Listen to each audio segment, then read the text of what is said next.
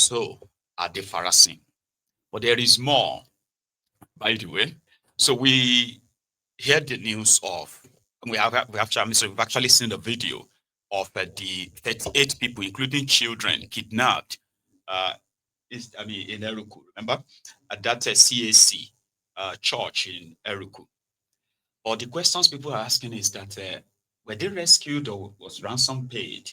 Because if you rescue them, there would be a chance of a shootout. They said the DSS did it. I've read this somewhere. They said DSS was involved in their rescue. Okay. So what is rescue?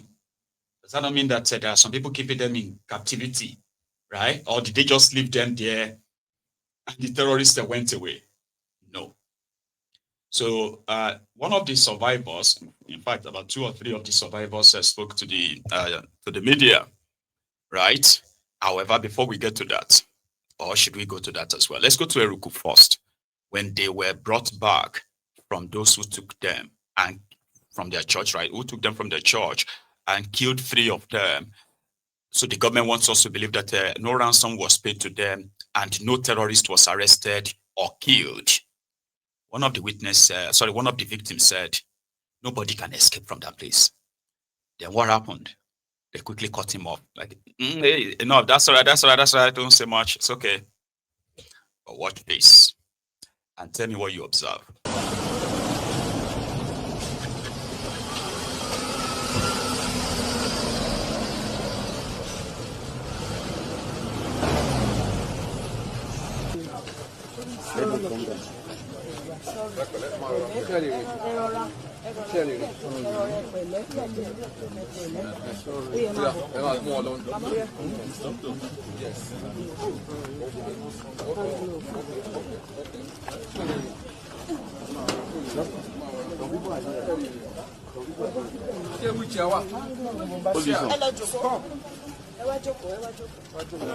Hold this on.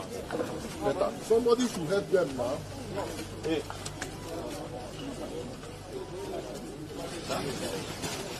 No, let them. Hold on.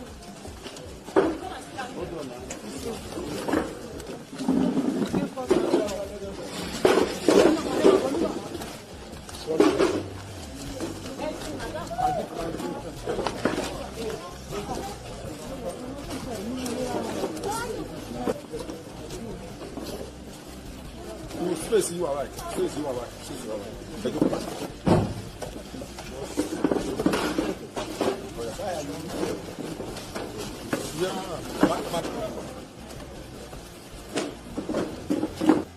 But you never heard about the religious dimension of it. And lately, you are hearing that, Catholic students are being kidnapped. It's because of the negative narrative or perception that, we have a Christian genocide. I now see the who have not been there before. I've brought the new development of the kidnappings and all the things you're seeing. So it has never been there before. Not the ungoverned forests in Kogi, Yaba East, Yaba West are now being occupied by bandits action, which, we didn't see in the last decade. For Plateau State and Benue State, there have been decades of, crisis from 2001 to date. So their own crises have been there from that, from that time up to this moment. So it's not as if the crisis is just occurring or North Central is now on the front page. It's because of the new narrative that we have on the global stage, tagging Nigeria as having high level of Christian genocide coming from Benue State and Plateau State. Of course, the people in Benue State are majorly Christians and the people in Plateau State are majorly Christians as so. That's why when you see the levels of killings that is happening are majorly affected by the Christian community. But that doesn't mean that the Muslim community in those states are not also. And that doesn't mean they were particularly targeted. We are also encouraging the community to give us intelligence reports as soon as they get it. So with the creation of my office community engagement, we've set up community peace structures in Kogi State, Benue State, and Plateau State because of the nature of the occurrences that have been happening lately, for the community to get closer to us and give us intelligence as soon as it's happening, so that we can help the security agency with the relevant information. We also train them about intelligence gathering, communication skills, so that they know what to do, how to identify small little problems that we can escalate into higher level for analysis and also reporting. So we've encouraged communities at different levels. We've trained stakeholders from the traditional leaders to the NCWS leader, to the Farmers Association, to the MAGBA group, all of them together to understand the importance of giving us intelligence reports as soon as they get it. Let me understand something now. You're talking about getting. A farmer reported to us, she painted that her crops were burnt, and we noticed Chief of Army Staff, Chief of Defense Staff, the IG of Police, and the Edu local government in Kwara are all Yorubas. The people that are being kidnapped in Yagba East, Yagba West are all Yorubas. Should I now come out with my sentiment and say Yorubas have been affected, or the Gala or the Gay or the Egbira people are killing our Yorubas? It won't be nice. But that's the fact. If you see the numbers of the 38 people that were killed in Kwara State are all Yorubas. Because that evening, after like 30 minutes of the program, we started the program by around 30 minutes of the program. After the just gunshot. Even to my own perspective, I didn't know it was gunshot. I think it was just starting of some wire. But by the time we get, we surrounded the whole church. Even some people, they begin to know they are seeing drop of blood everywhere. Now, from that Tuesday to today, when you are released, what is the situation right there inside the bush? It was unimaginable because when we got there, we really know that it was a dominated area, a big command. Even they have the courage to tell themselves that they are bandits, and they make us know that there's no one that can just sleep without being caught. And with what we see, nobody can escape. From that place, they have dominated.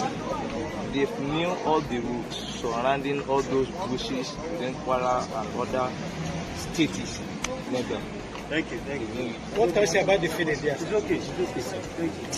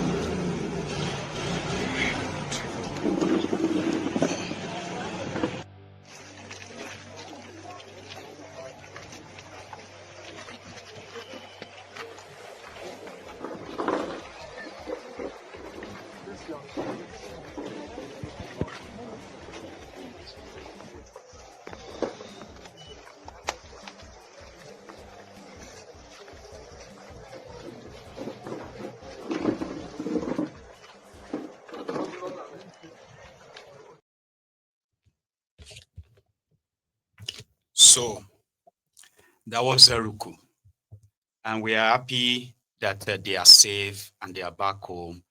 But what's going to happen to their abductors?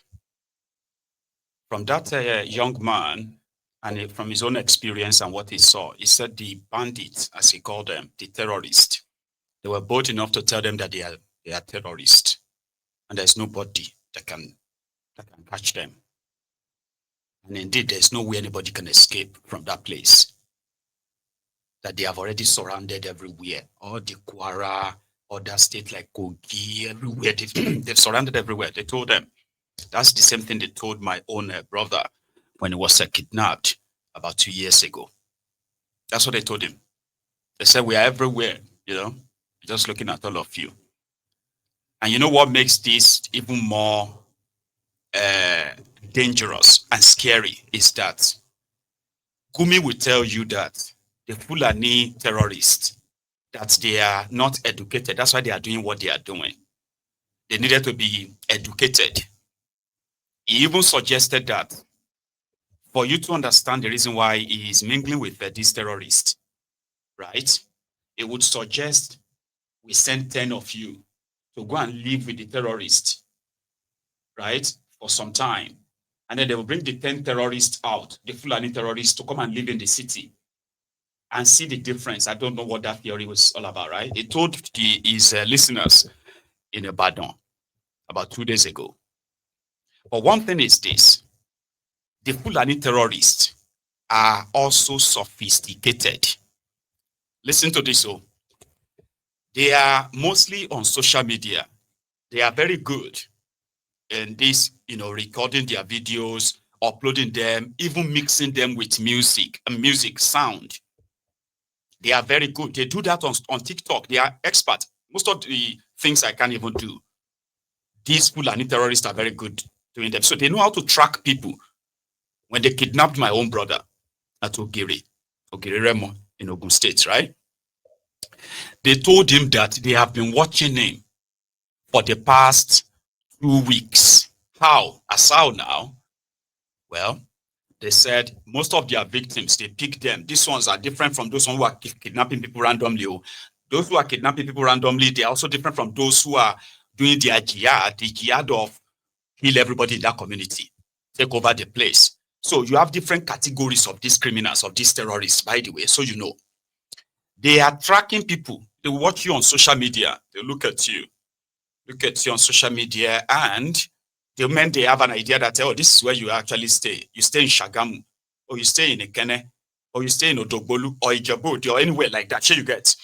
They said, then they'll begin to try. They said they've been tracking him for over 2 weeks. That there was a time they wanted to come and take him inside, in front of his father's house. But they just felt like it was a busy place. And there were so many innocent people that they would kill. Really? Fulani? All of them Fulani? This is not like some kidnappers or disguising as Fulani. He said they are all Fulanis. In this sense, they have their camps all over that place. Right? They said they would have come into the town, they would have entered Odogbolu and, shoot and kill everybody and grab him. All because of what? 3.1 million naira. That's how much they collected as ransom. 3.1 million naira. Right? So, these characters that Gumi believes they are not educated, they are using technology. They are monitoring the news. They are even possibly watching me right now. And I have told them that, even though I don't hope to end up in their hands, but I don't know. Imagine I get kidnapped on Lagos-Ibadan Expressway or from Ogbomoso to Ilorin. I get kidnapped and the terrorists are playing Maiyegun for me and say, you are calling us Fulani terrorists. Damboroba, Shege, Banza. Here you get, you will go live here now. Because it is possible. They are on social media. They monitor people. They comment. They go live on social media. The same network that you are struggling with in that your city, in that your town. Terrorists have good network inside the forest, including Boko Haram. They have video editors, they have camera, they have drone operators, they have all this. But Gumi wants to make us believe that it's because they are not educated. He actually suggested it. I'll show you. He did. He said we should send 10 people to go and live with them, and we should bring 10 of them to come into town.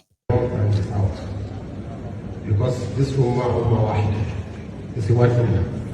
I'm very pleased with all the speakers.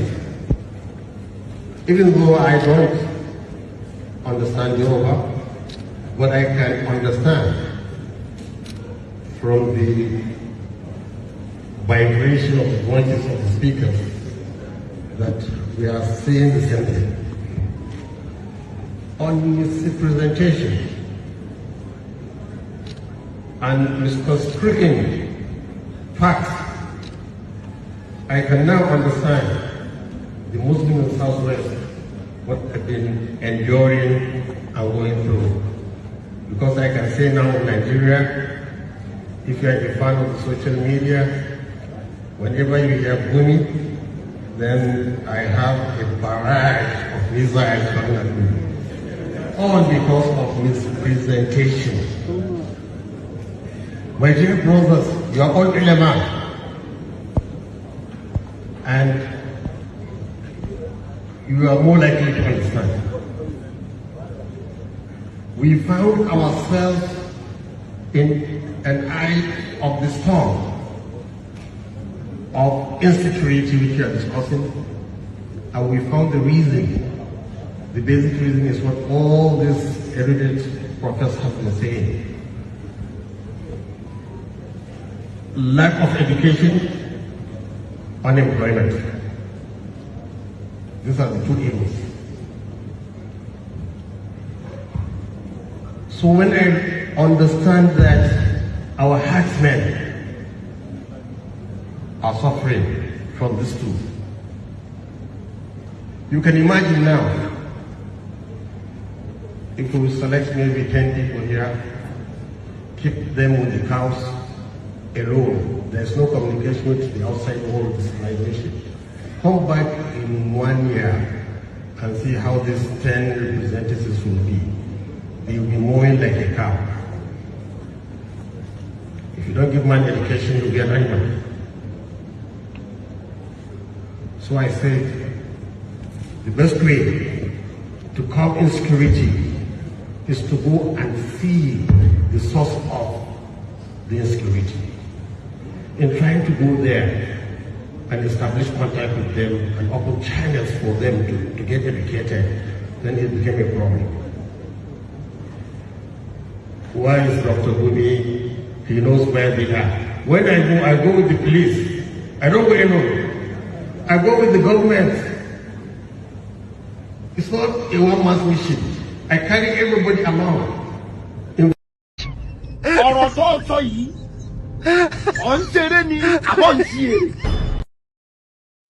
Obviously, Gumi walks and goes everywhere with a police orderly standing behind him. Why is a police officer standing behind Gumi in public? A lot of you are asking, why is Gumi not questioned? Why is Gumi not arrested? So, is that out of naivety or ignorance? Because Gumi obviously works for the government.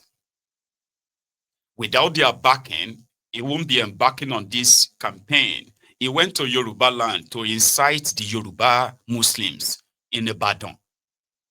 He was asking the Yorubas, he was telling them, the Yoruba Muslims there who invited him, he was telling them that now he understood what they have been going through. Going through in what? He said the narrative, because the education, if you don't educate the Fulani, you're living with cow, he's going to be behaving like cow. So the question then is that the fault of the Nigerians that are being killed and kidnapped, or the fault of the various level of government who have failed in their responsibilities? That if all of us are to react the way the Fulani terrorists are reacting, according to Gumi's theory, if all of us are to be reacting to government's failure, marginalization, and decided to pick up arms, Nigeria will cease to exist, because there is no part, including children, there's no part of Nigeria that is not suffering from the government's failure and corruption. No part of Nigeria. Which means everybody shares in fact, the only thing that is, they call it the only democratized thing in Nigeria that actually touches everybody is this shege. So the Fulanis, because they were not sent to school by government, when in northern Nigeria, education is free. Education is free in northern Nigeria. They are even begging them with food and sometimes money to go to school. So where exactly is Gumi's theory coming from? It is called Takia, because according to these extremists, they said Islam allowed them to lie in protection of their religion. So Gumi is playing Takia, lying up and down, aiding and abetting, enabling terrorists, trying to work on our psyches using religion. So when Gumi was talking to the Muslims in Ibadan, what was he thinking? He was asking them to stand up and defend the terrorist, the right of the terrorists to have their right to education. So Muslims should rise up and join him in defending the terrorist, despite all they have done. Because I don't actually really get it. Maybe you do, right? Here is his reaction, by the way, when these Eruku worshippers were released. He quickly built on that and said, see, that's why negotiation is good. Negotiation is good. Money have exchanged hands, Abi. This is your Nigeria. Oh, okay. You see, Abuja, Kaduna Road used to be the worst dangerous place where travelers can be kidnapped day and night. But now there is no more kidnapping in that area.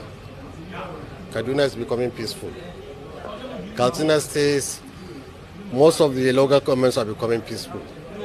It's only in Zamfara, Kebbi, Sokoto. So there is an improvement. It's not like before. So I think people should be patient. I think the government is taking the right step. So we have some cases of insecurity in Kwara State now, and it wasn't so there. How these are sporadic cases. You can never ever eliminate